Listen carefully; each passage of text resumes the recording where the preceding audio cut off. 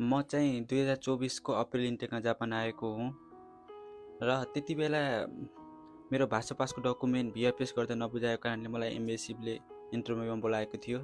त्यति बेला एम्बेसीमा बोलाउँदा मलाई एकदम डर लागेको थियो, किनभने लगभग 10 लाख जति पैसा यता जापान पठाइसकिएको थियो र लास्टमा एम्बेसीले इन्टरभ्यू बोलाउँदा कति डर लागेको थियो त्यो अब भन्न सकिँदैन। त्यहाँ पुगेर फेल भइयो भने त्यत्रो बुझाएको पैसा के हुने हो कसो हुने हो, अब त्यो एक किसिमको मनमा डर थियो र एम्बेसीले बोलाइहाल्यो। अनि त्यसै अर्को दिन 1 बजे इन्टरभ्यू थियो मेरो, अनि इन्टरभ्यूको लागि म गएँ। अनि त्यहाँ ग्रुप बनाएर अनि भित्र छिरायो, अनि त्यहाँ मेरो पालो आयो अनि ठ्याक्क म भित्र गएँ। अनि जाने बित्तिकै त्यहाँ 2 जना बसेका थिए, एउटा जापानिज थियो एउटा नेपाली थियो होइन। त्यसपछि म त बस्न पाएन, अनि एउटा पेपर दियो र पेपर दिएपछि त्यहाँ पेपरमा चाहिँ के थियो भन्दाखेरि नम्बर वाइज नम्बर जापानिजको वर्डहरू लेखेका उहरू थिए, हिरागाना काताकानामा लेखेका थिए।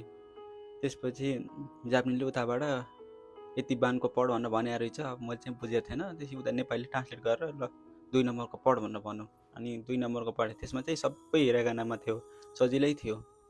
त्यसपछि त्यो पढेर भ्याएपछि त्यो पेपर भित्र दिएँ, अनि त्यसपछि फेरि अर्को पेपर दियो। अर्को पेपरमा चाहिँ हिरागाना प्लस कातागानाको चाहिँ 2टा मात्रै वर्ड थिए। अनि त्यो पढेर भ्याएपछि अनि ल इन्टरभ्यू सक्यो जा भनेर भन्यो। अनि त्यसपछि म फर्केर आएँ। इन्टरभ्यू भनेपछि एकदम डर लाग्छ। डर लागिसकेपछि हामीले केही भन्न सकिँदो रहेन, जानेको कुरा पनि त्यहाँ प्रस्तुत गर्न नसकिँदो रहेछ कि।